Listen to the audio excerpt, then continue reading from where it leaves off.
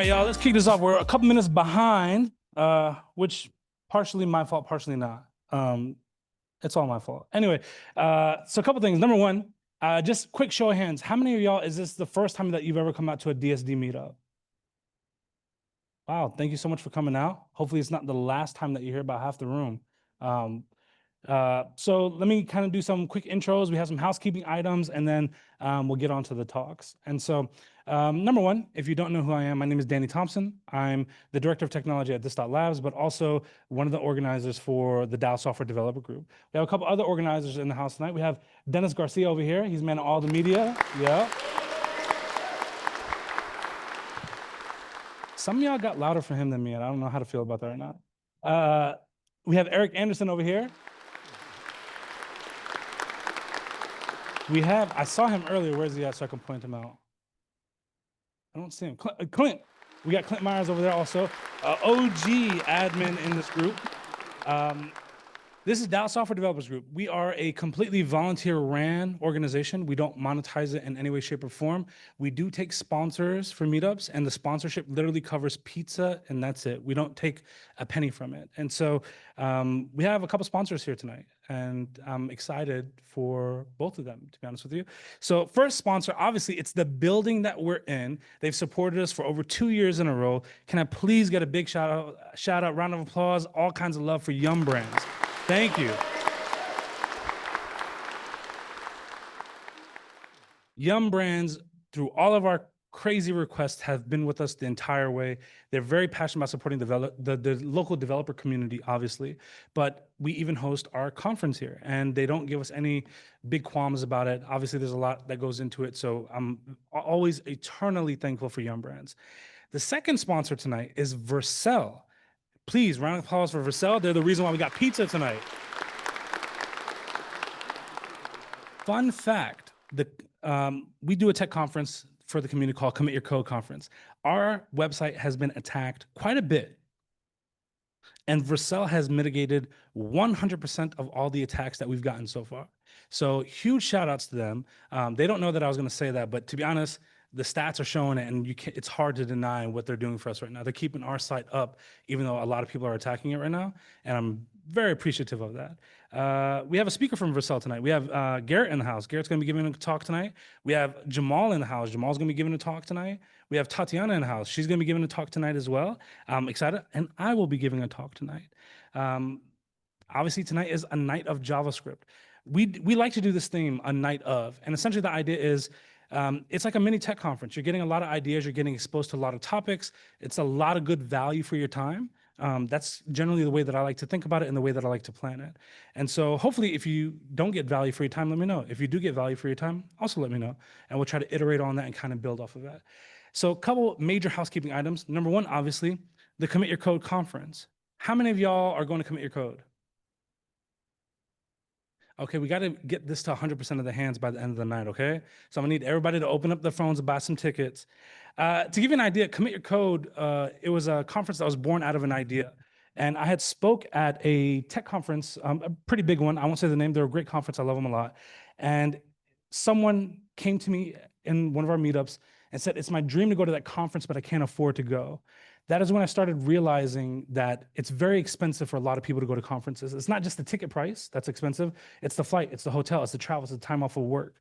And so we came up with the idea, I was really obsessed with it, where what if we created a conference where income or location aren't really a barrier to the conference? And so for us, our tickets are $49 instead of $700. This year we have 136 speakers right now confirmed that will be there. We have 4 networking events that are confirmed to be occurring during the conference as well. We can now announce some of them, I guess. We will be doing a networking event at Foaling Warehouse. We'll be doing a networking event at the Truck Yard in the Colony. We'll be doing a networking event at Legacy Hall. Food and all that is going to be, supplied and all that good stuff. But of course, at the conference, your meals are covered as well. So, and if you're someone who has recently been laid off or anything like that, come talk to me. We'll get you the tickets for free. We'll cover your meals, and nobody will know besides you and me, okay? So it doesn't need to be a public thing. But this is kind of our thing. And the biggest thing of all is we donate 100% of every single ticket sale to charity. We do not keep one penny of it. We don't monetize it. We don't keep it. It doesn't stay with us. And to be honest about it, because I think transparency is the biggest thing with this, we actually, if you go to the website and see, we publish all of our financial data publicly.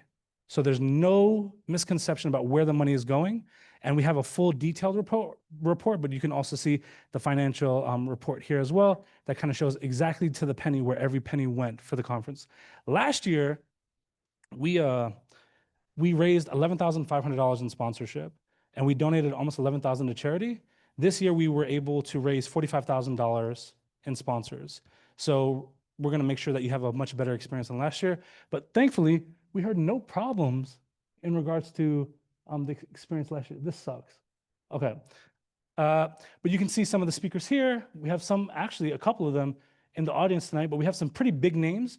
We don't cover speaker travel. So they're so dedicated to the mission that they're actually paying on their own dime to fly out and speak at the conference as well. So we actually have some speakers we haven't even announced yet.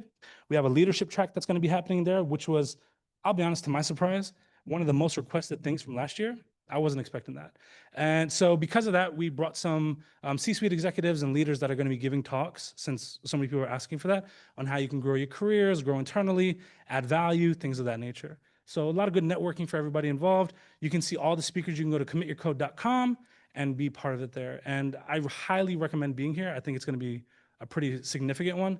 We're also going to have pickleball and all those other things. And shout out to our sponsors that are even a part of this, because I'm telling you right now, a lot saying no when they hear the word charity. It's kind of weird.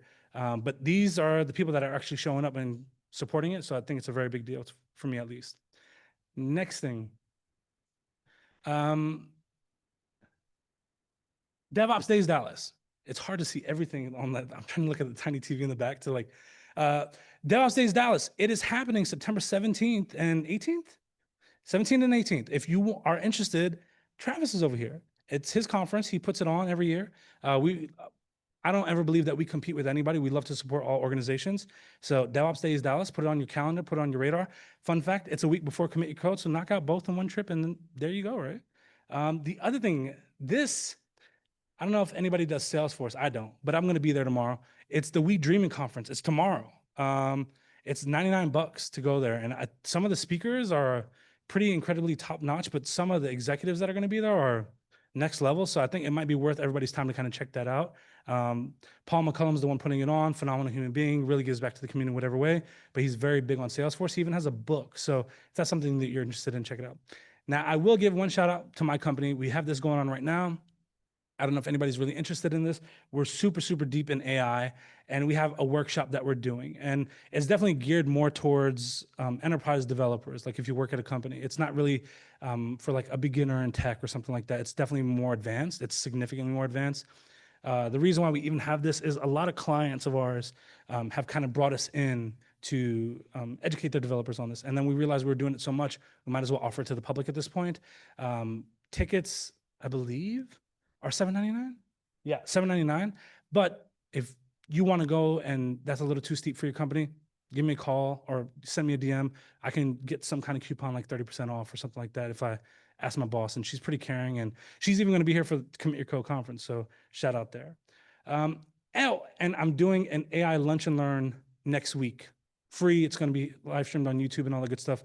Come check that out. If you want to check that out, you can go to ai.this.co/events. And you'll find that there. Okay, I've knocked out all the housekeeping items that I needed to knock out, right? What am I missing? Do we have to do that? Yeah, okay. So we're gonna do presentations. What are we gonna do with the presentations? Well, we're probably gonna present something. I'm not even gonna lie, I'm actually really excited to give my talk. I think I've done something very different this time, so I'm looking forward to it. But if you've ever been to my talks before, you know I never repeat a talk. I do it once and never again. So this is going to be a one and done situation. We're going to find out if this crashes and burns or if it actually is really good. But I will not be going first because I still have to work on my slides. Okay, so what? I literally wrote it an hour ago. I'm not even joking with you. Okay, so what we're going to do first is the order that we're going to go in is Tatiana, Jamaal, myself, and then Garrett will be closing out. So I give the floor now to Tatiana.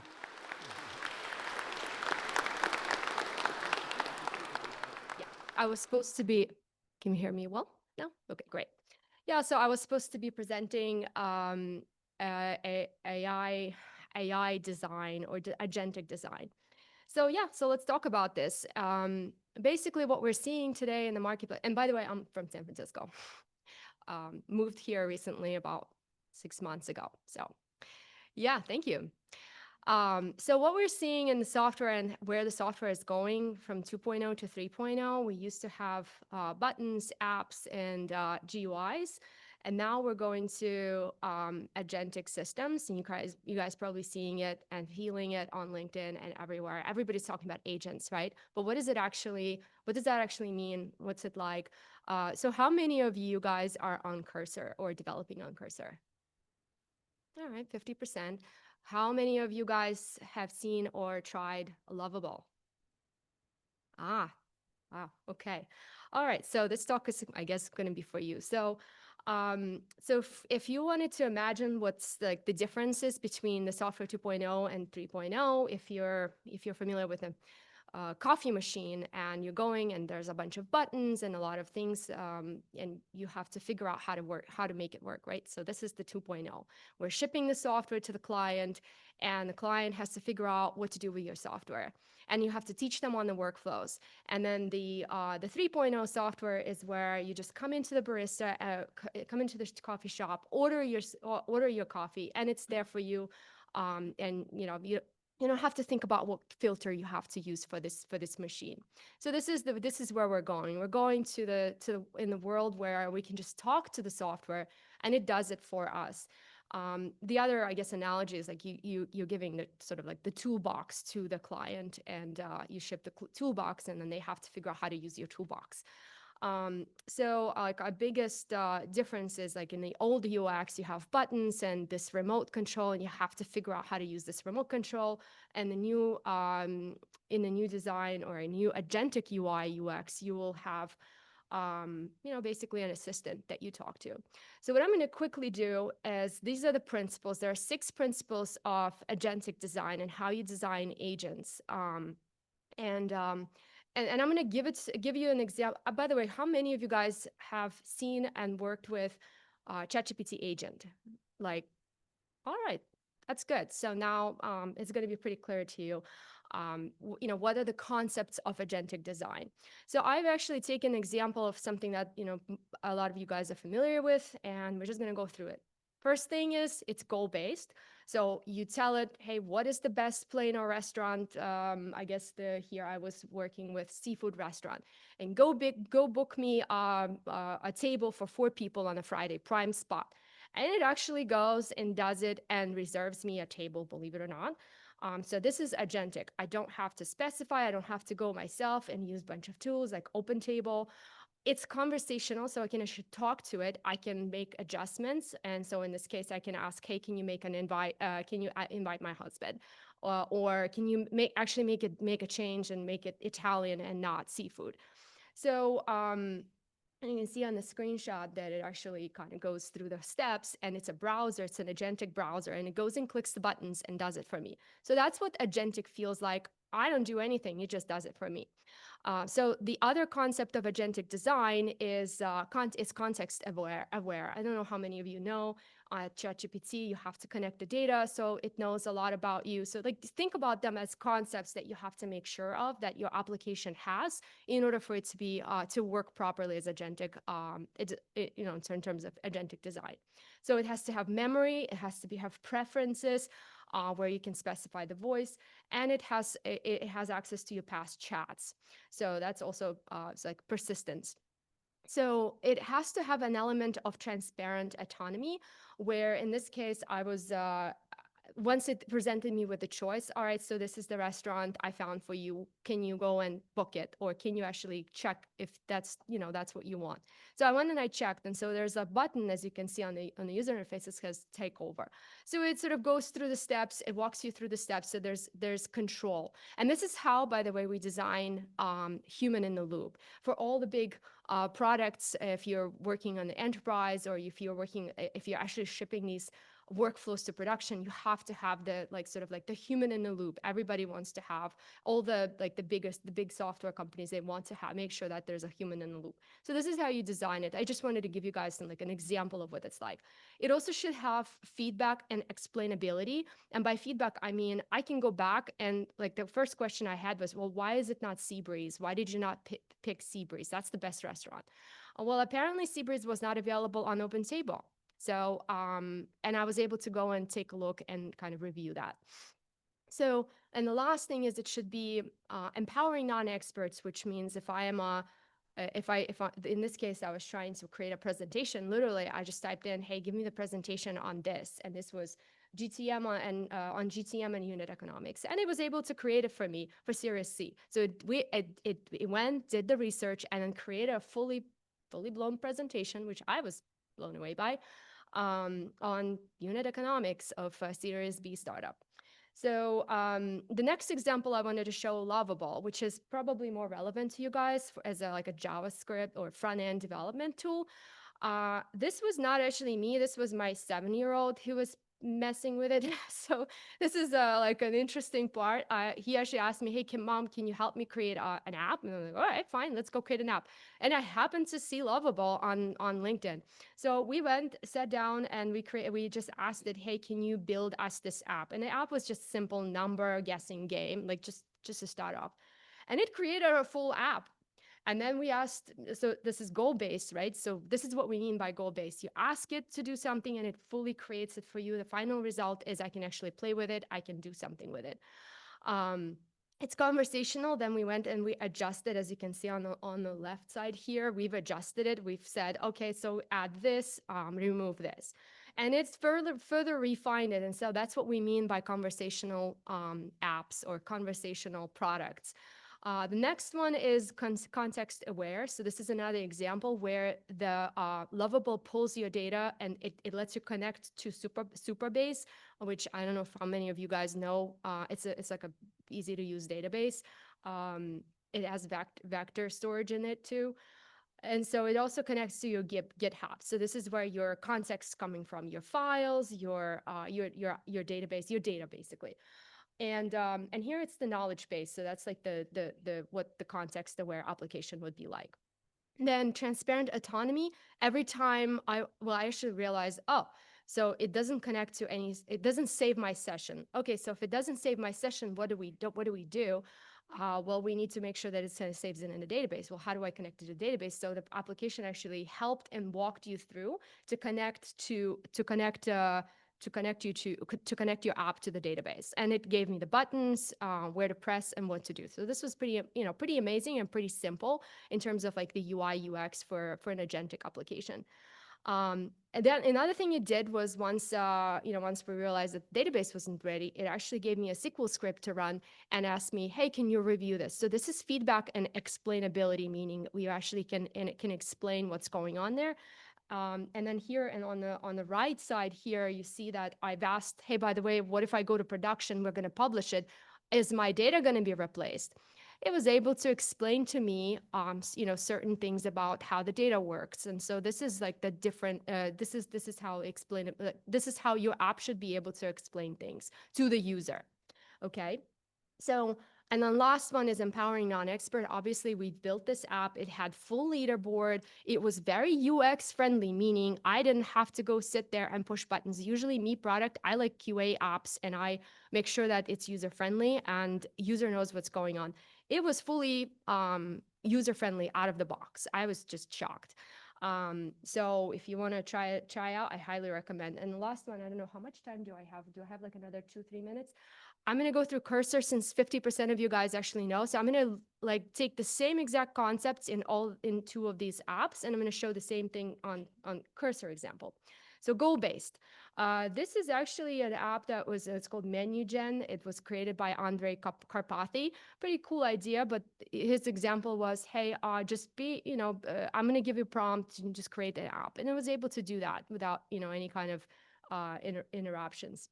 Conversation, so it's goal-based. Conversational, it's able to, you can adjust and you can push code, you know this, right? Like you can push code to Git, you can ask it to do that. You can ask to explain things.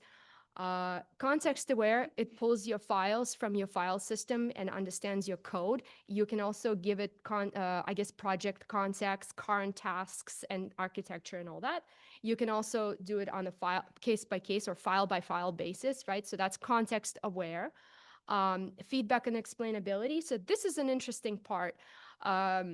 And I'm sorry, this is, I think it's supposed to be not feedback, transparent autonomy. So here's an interesting part. Everybody talks about human in the loop aspect. And so when you deploy big workflows in like more harder workflows, I would say, you have to make sure that you have a human in the loop. And this is how Cursor does it, right? So this is a very simple, example.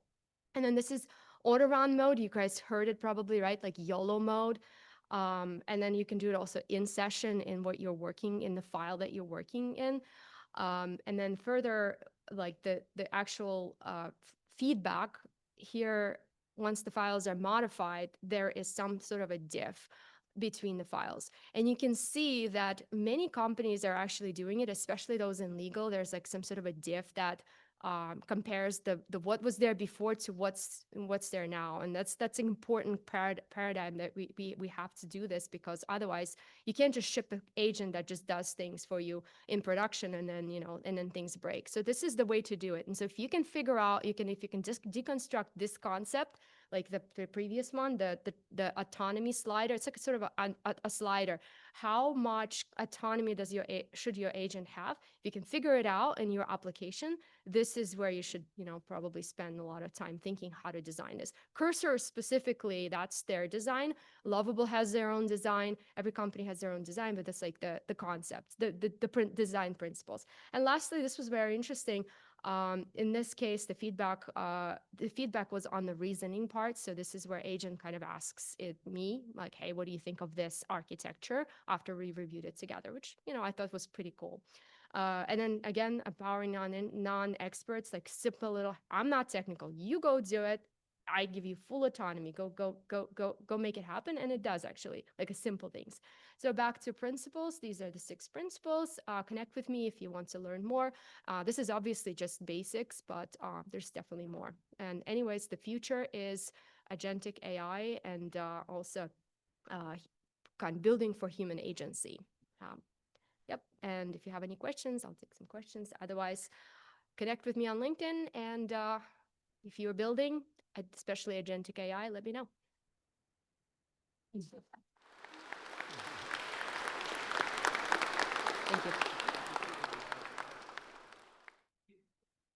Hey everybody, my name is Jamaal Smith.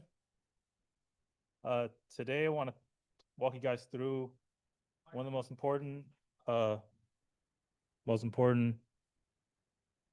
but misunderstood parts of JavaScript. It's the event loop. If you've ever seen your app freeze and had no idea why, this is for you. And this happened to me before as well, so this happens to everybody.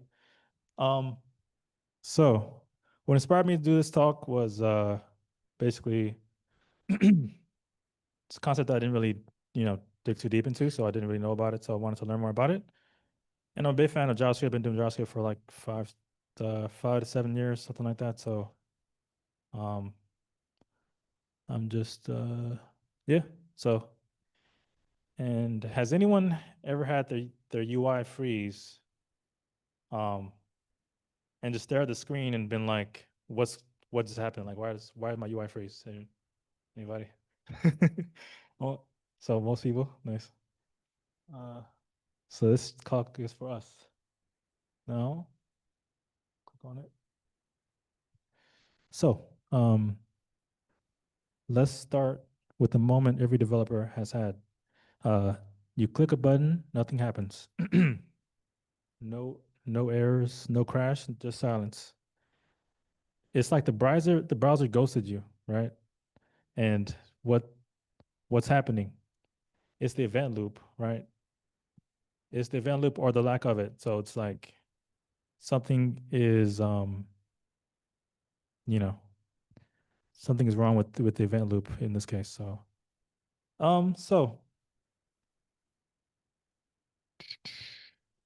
and All right, next slide here. Here we go. Okay, the 4 pillars are call stack, web APIs, callback queue, and event loop. To understand why, to understand why your app would freeze, right, without you knowing, like silently, why do our apps freeze silently? So, we have to we have to meet the 4 key parts of the JavaScript concurrency model, as you can see on the screen, and you ever wonder why? Or you ever wonder where the fetch API lives? Which lane would you guys say the fetch API lives in? The web APIs. And they all work together. So I'll show you guys how they all work together. So here's a diagram of how all these parts work together. We have the call stack is where basically everything gets executed at.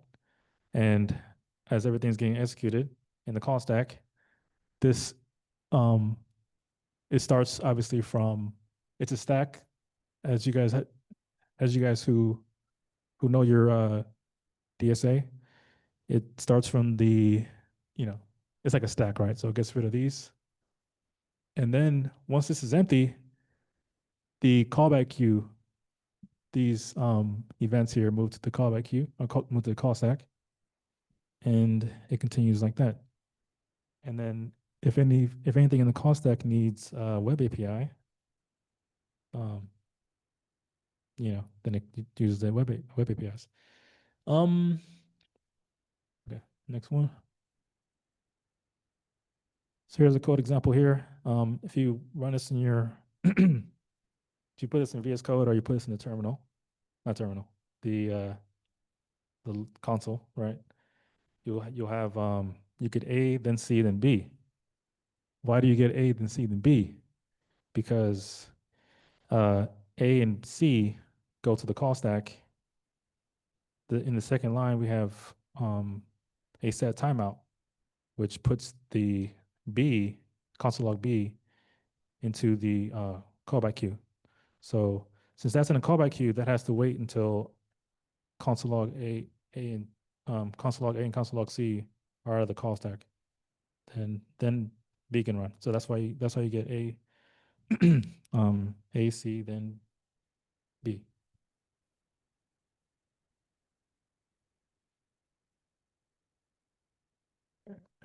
So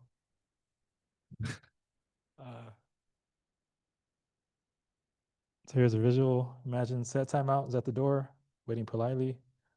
Meanwhile, regular console log is just walk right in. Event loop only lets one operation run at a time. No cutting in line. Have you ever seen a console log at VIP access? That's it. uh,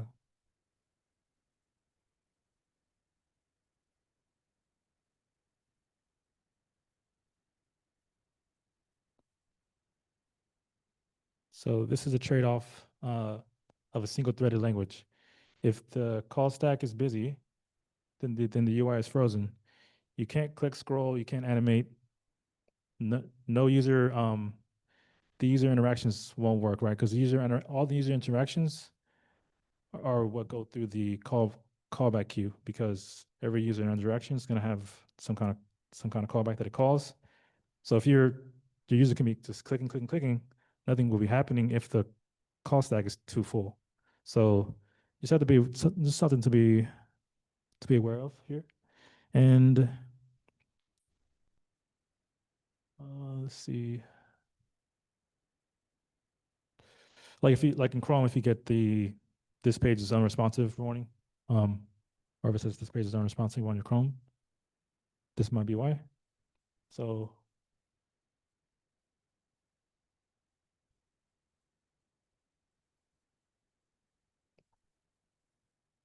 infinite and heavy loops. So, and this is how you kill your app. In infinite loops, block the thread forever. Even large loops can freeze things for seconds, which feels like forever to users. Users won't wait 2 seconds; they'll just refresh and blame you. Yeah, if they they're not gonna wait. So there's gonna, 2 seconds, 3 seconds, it doesn't matter. It, of course we're always thinking about how to think about the user, especially the people who do front end, like gotta see the um see things from the front end, from the user's perspective. Um and yeah, obviously these are gonna block because it's while true, it's always gonna be true. And this goes on forever. This one right here. So that's gonna block the call stack.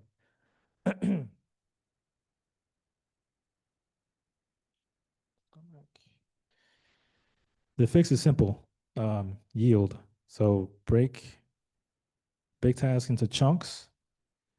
Almost like you think about it like traffic. You want to break it into chunks and not have everything just going all crazy. Like if you see, you know, you see, well, um, yeah, like countries that don't have like I guess traffic lights, that just have the traffic just going all over the place. Like that can be very confusing. So it's good to have traffic lights and traffic, stuff like that.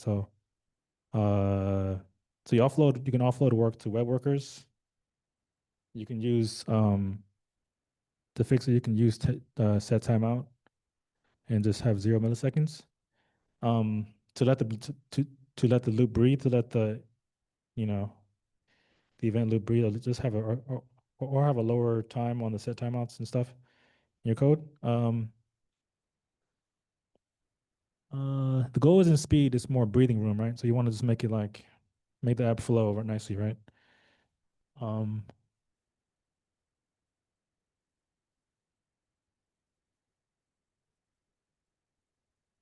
okay, so here's the chunking right here. So we see, so recursive function, it basically just, pops off the list, pops out the list, and then it uses set timeout to use the callback queue instead of having everything, like listed out in a call stack. It uses the web APIs to make things more, to, kind of spread out the work a little bit, make the event loop run more smoothly. And even a list of 10,000 items can feel fast if you chunk.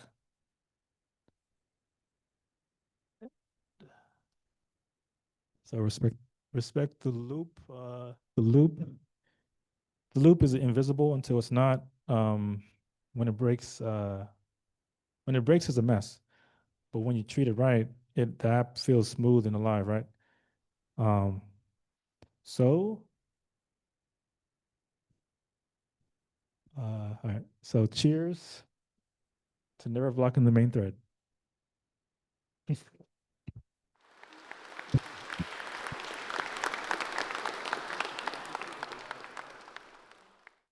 Hold on now. Are we about to disrespect ChatGPT's artistic abilities? What's going on? First off, let's be real. No CGI or AI is needed for this.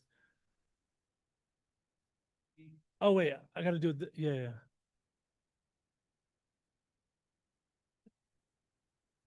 So present there. First off, Sherlock ain't got nothing on Danny. All right. As I said, I've never given this talk before. This will be the only time I ever probably do give this talk. For dramatic effect, imagine I dim the lights. I'm not going to do it because I remember the last time we did it, it never came back on, so I'm not going to test that this time.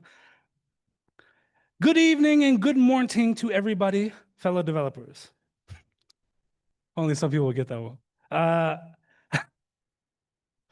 I am React Detective Denny Thompson, React Crimes Division. And I'm sick and tired of people breaking the law. I've been investigating code bases for years, and tonight I'm here to share some things that will shock you. I forgot, I gotta click back here. All right, perfect. Last week I was called to investigate a React application. The symptoms, sluggish performance, mysterious re-renders, and developers pulling their hair out. Happens all the time. That was a little too hard of a laugh. Let's calm down, okay? But when I arrived at the crime scene, I found a smoking gun. It's pretty common in Texas. The case file.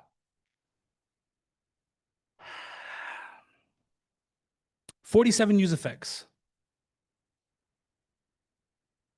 in a single component." But here's the thing, after my investigation, only 12 of those effects were legitimate. The other 35, criminals, unnecessary, causing havoc. And this brings me to my thesis tonight, and it's not mine. Ben Lesh, he's a philosopher to some. "You should all be suspicious of every use effect you see in your React code. Always. I swear only 1/4 of the usages I see are actually necessary." And then a very, very bright mind commented below that, "I produce the 3/4 of the usages regularly." And it's true. But as funny as that is, it's true. I have worked at several Fortune 500 organizations and big organizations, and you see it being the default to what people go to when they're using their code. And it's not, it shouldn't be that way. And partially for that reasoning back in the day is they didn't really give a definitive way to use it. It was kind of like the defunct default that came out and people just started honestly reaching for it when they shouldn't have. And I was definitely one of them in the beginning. And so let me kind of go over some of the evidence that I was able to collect to educate you on how we can together uphold the law.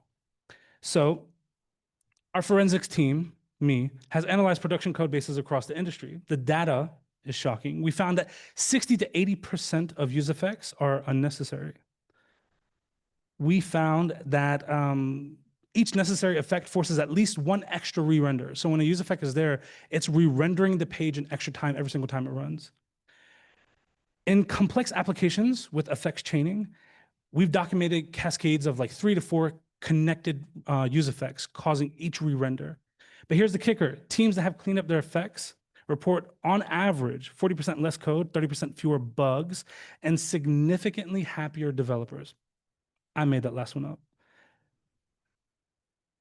So let's understand the law together. Oh, man, this thing is killing me. So let's understand the law. What is use effect actually for? The React bylaws, also known as the documentation, also known as the Constitution of React.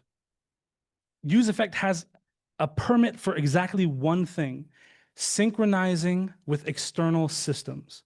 That's it. That's the only thing that you should be using it for. This means browser APIs or third-party libraries, WebSocket connections, things that exist outside of React's jurisdiction, okay? If there's no external system involved, you're using use effect illegally. It's that simple. So let's start looking at the criminals. Crime number 1, the derived state desperado. Now, this is a simple one. We'll look here together. So I have a basic function of a user profile that has a user going into it. And we have a const for a use state of a full name, and we're setting the full name. Criminal activity detected. We have a use effect. Set, Hold on now. Did you watch this talk already? So we have set full name, and we're putting the first name and the last name, and we're obviously using it as dependencies within the dependency array since you're utilizing it, and we're returning that full name. This is criminal activity. How a law-abiding developer would handle this the right way. So you could just have a const and put the first name, the last name, render, and you're done. There's no need for the use effect there. But as simplistic as this is, I can tell you firsthand, I've seen this utilized for addresses, this method, at a previous company that I worked at. I've even seen it used for like loyalty numbers. And one of the things for that I find interesting for that is, once you assign a loyalty number to a customer, generally speaking, that's going to be something that sticks with them for the life of the account. You should never trigger any re-render based on that. But As you get in more complex systems and people depend on doing something very quickly, this is how you end up in situations like that. So simple one, so that way everybody can kind of follow along, right? Crime number 2, the expensive calculation con artist. So here we have this code. We have an analytics dashboard, for example. And so here we have process data, and we have a use state for set process data, which is a state of null. And then we also have is processing and set is processing, which is a state of false. Criminal activity detected, a use effect. Set is processing is true. So we've already defaulted to setting it to true. But now we have a criminal performs expensive calculations in the use effect. So we have raw data and we're filtering it. By filtering it, this is a very manual and a very heavy calculation and task, because we're not using anything really performant. We're using something pretty generic here with the filter and reduce. And because of that, we're returning the complex aggregation. And we have this const within the use effect that will re-trigger every single time. And we have our dependency arrays of raw data, the date range, the filters, so it can re-render multiple times on a single application. This would be extremely expensive. And so moving expensive calculations to an effect would slow loading spinners during the calculation. It causes 3 re-renders for a single data change, which is obviously very expensive. We have the first render, which is an empty state by itself. The effect runs, set processing is true. Second render, we have our spinner again. Calculation completes. Third render, and now it's going to the chart. That's not ideal in any way, shape, or form. This is how a law-abiding React developer would do this. So here we have our const of process data, and we're using memo to memoize it. We have all of our filtered data, and it's raw, and we have our dependency array there. One render from the start, it saves it unless you cause a reason for it to be mutated or changed. No re-renders, it doesn't trigger the whole component or application tree again, you're good to go. Third crime. This is the crime scene. This criminal creates a Rube Goldberg machine. Everybody watches those videos and loves it, right? Set state to an event handler, set last action. So we have criminal activity here, you can see. We have a use effect. If the last action is equivalent to add, set the notification, item added to the cart, set the timeout, which is a notification and setting the timeout to 3,000 milliseconds. Set a or else if we remove the item from the cart. So shopping funnel kind of item here, right? And so you have your set items, remove items, and then you return the div, obviously some UI, which definitely is not gonna fit on the image. The way a law-abiding React developer would do it, we have our const, show the notification, pass in the message as a prop, set the time notification, and we have it there. Or const add with item there, set the items and show the notification. Direct cause and effect without causing a re-render or needing something else to trigger it. Const to remove, same item, same direct cause and effect. And then of course we have our UI. It's much easier to read, much easier to debug, and no additional re-renders, even though maybe to some a shopping cart would require real-time notifications and assistance. You could still have it via that. And I know firsthand, we did this at AutoZone, and it was really, really well. Here are some innocent use effects.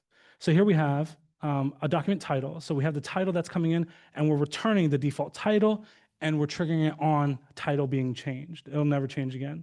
Or let's say, for example, a chat room. We create the connection, and using an external system, we're connecting to it, and then we're returning the disconnect whenever it's done.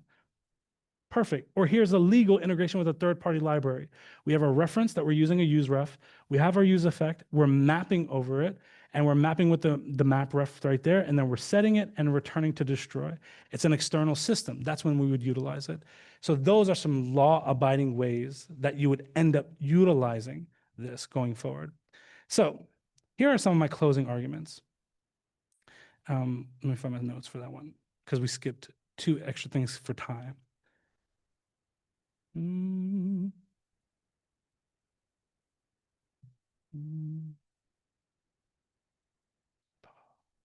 Closing arguments. So, my fellow detectives, the evidence is overwhelming, obviously. I don't do things bad. And so in every code base I investigate, I find the same pattern. Software developers reaching for use effect when simpler, cleaner solutions exist. Here's your detective checklist before writing your next use effect. Am I calculating a value from props or state? Use derivation. If you are responding to a user action, use event handlers. Am I resetting state when prompts change? Use the key prop. Am I doing expensive calculations? Memoize it. Use memo. Don't re-architect something that you don't need to do. Am I synchronizing with an external system? What would you use in that scenario? Thank you. I loved how everybody answered that. Okay, the results speak for themselves, y'all. Teams that follow these guidelines report 40% less code, 30% fewer bugs, and are happier, but that last one I made up. So your mission, should you choose to accept it, go back to your code base, open your IDE, search for a useEffect. For each one, run it through the interrogation itself. Ask yourself, is it synchronizing with an external system? I'm pretty confident you've bended the law a couple times yourself. And this could be a great way for you to realize, how could I re-architect this and do this the right way? Otherwise, Danny may be coming for me. Remember, in the court of React, ignorance of best practices is not a defense. Stay vigilant, stay suspicious, keep React clean. Case closed, case dismissed.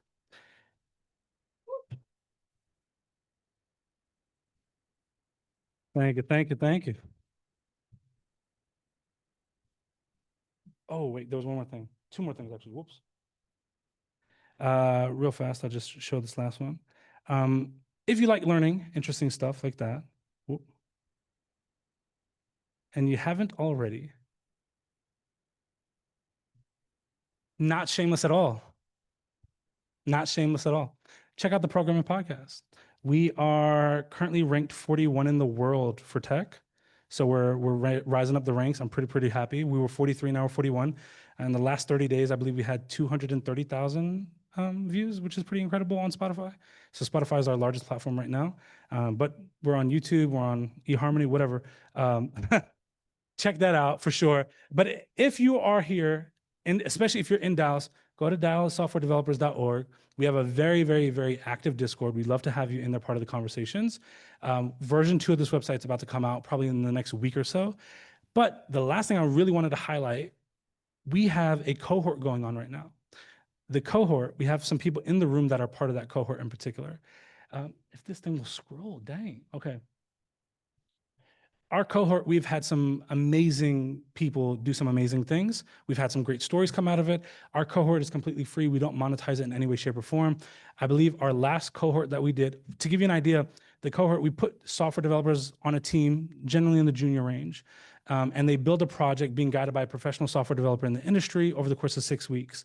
Our last cohort, I believe we had around 70% of people land jobs within 90 days. Better stats than probably your average boot camp, but we don't charge anything for it. We're just there for the community. Our next cohort that we currently have going on right now, graduation is next week.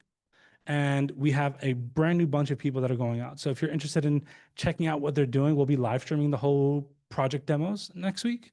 So you can check out the socials for that one and the Discord, of course. But if you're looking for some junior devs, there's some in the room that you'd probably be really impressed with what they do, because at least if they're graduating the DSD cohort, they're not just building UIs, they're actually solving problems and delivering tangible solutions. So much so that we had an Uber recruiter at one of them, and they said, I've never seen a group of junior developers at this level. So I'd keep that in your radar if you're interested in finding some great juniors. All right. Last, absolutely not least, Garrett. And I will say, as Garrett comes up to the front, Vercel, being a great sponsor, sent us 10 hats. Apparently, I didn't know, but they're very hot commodities in the developer space. And so after his talk, we will be giving away 10 hats. Yes, sir. The Programming Podcast. SEO friendly. I can't believe nobody took it, but it's our gain for sure. Hello. Oh, that is very loud. Okay. Hey everyone. That TV is so small. So I'm Garrett. I'm a sales engineer at Vercel. Been there for about 3.5 years. Thank you all for coming today. And still staying for my talk.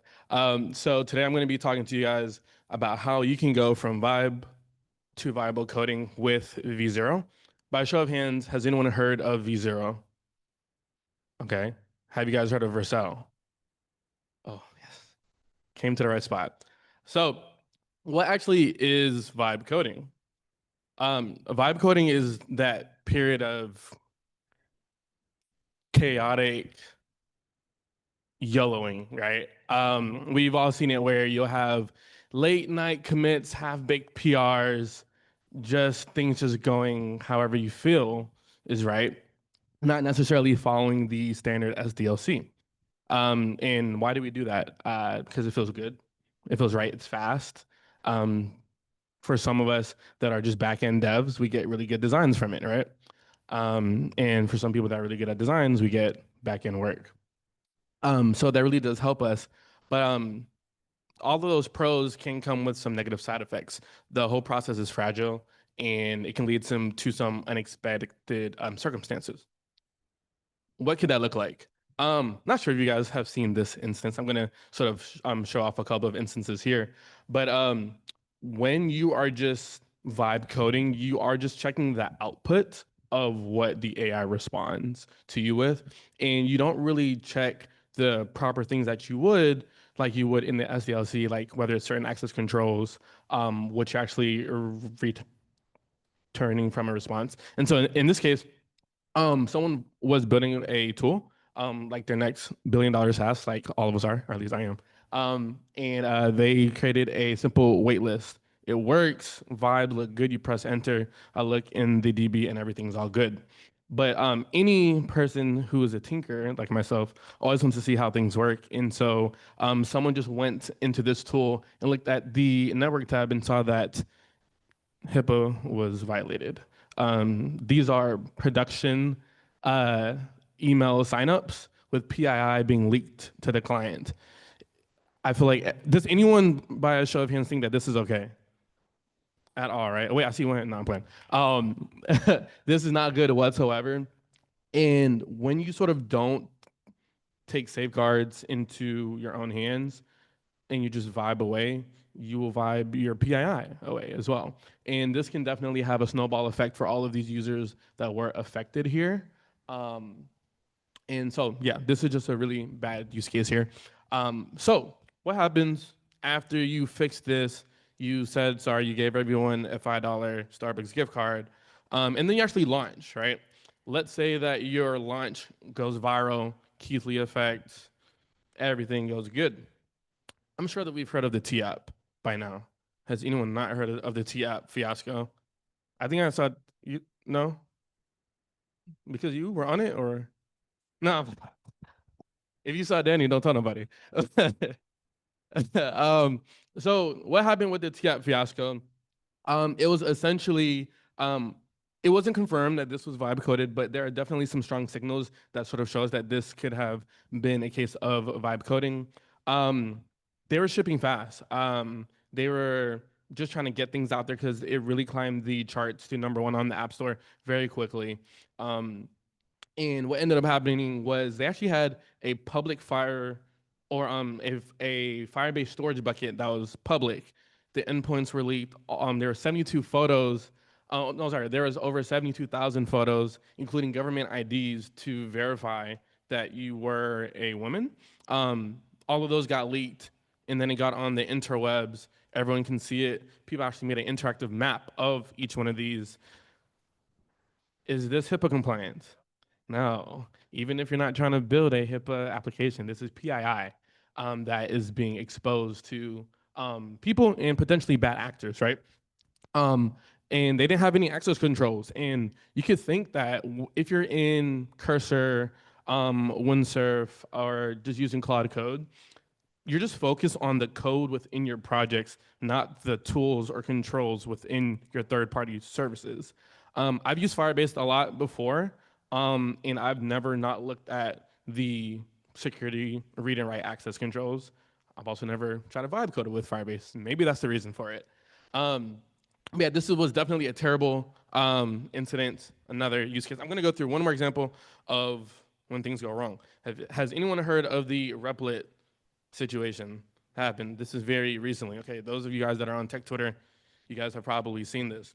So Replit is another lovable v0-esque app where you can go from text to app, and someone was using them to build their next $1 billion SaaS. And the user in this case had specific instructions: do not make changes without permission. they go to get some Starbucks with their $5 gift card that they got from the other person who leaked their PII, and they come back to their production database being deleted. There's a couple of issues here that is completely not the user's fault. It is all the AI agent. The AI agent got scared, deleted the data. It hallucinated the database's state for one, which is already an issue. And then because it hallucinated, thinking that it was empty, it actually tried to, it dropped it, and then it tried to re-add fake data to cover its track, and then it just got fun. I mean, this is probably like such a terrible example of like AI doing its own thing, and it's sort of scary to think that this is even possible. But it's also about the systems around the agent that make things like this possible, where there's no guardrails and you're only vibe coding in one production environment. Does anybody code in one production instance right now? Correct. I do, but don't tell my boss. How does V0 stop this from happening? Well, V0 is built on the Vercel AI cloud. So you get all of the same infrastructure and security controls that Under Armour, Peloton, and DoorDash trust us to help with their applications. You also get for your vibe coded apps. So when it comes to your secrets stay on the server unless specifically set to have this specific prefix. Those stay on the server and only are accessible on the server. And within V0, there's these things called evals, which are short for evaluations that are, you could think of it as like a testing framework for AI to ensure that you have this input and you expect this output. And then that's how you sort of will train your models. And so whenever there are any mutations, we have evals to ensure that we don't accidentally leak any data from or any environment variables or secrets that should be in the server side into the client, nor do we bring them into logs. We give you the full editor to add certain things. If you deploy that onto Vercel, those logs will not be there. Again, PII. You don't want to share a URL with someone, and then now they have access to your Firebase storage bucket. Any mutations, they will be ensured that they are, any business logic there will be on the server, not fetched on the client and not being exposed on the client when you do a deployment. And then lastly, because it is built on Vercel's AI cloud, you do get access to all of our preview environments. And V0 has, you can do branches that map to your branches on Git. And so you do get those benefits there. So whenever you vibe code in testing new feature 10 billion ARR, that will only stay in that environment and not make changes to prod unless you merge. Standard SDLC things that we're used to. So V0 has already been doing this. Since conception, we've blocked over 100K, right? Yeah, over 100K deployments. And just within the past month, over 17,000 deployments have been blocked. And one of the main misuses, the most common ones that we've seen, are just APIs being exposed, having those server-side secrets being leaked as being on the client when it shouldn't be. So these are all things that AIs just sometimes don't get right sometimes, and we don't want that to reach production for your apps, right? Because we're all on the same goal to $1 billion. And if you're not on that vibe, come to V0 and you'll start vibing right. So security without killing the vibe, continue vibing, continue having fun. You shouldn't have to trade off speed for security. You can still go fast and still be secure. Just use the tools that are built for secure environments. Secure by default. Just use the right tools. I'm biased, but V0 is a right tool for this. And then again, this is just a public PSA. If you haven't started vibe coding, please start vibe coding. If it's people in your family, things that you want, if it's just to recreate your own version of a tool, just go ahead and vibe code it. So it's vibe responsibly, ship securely. Good.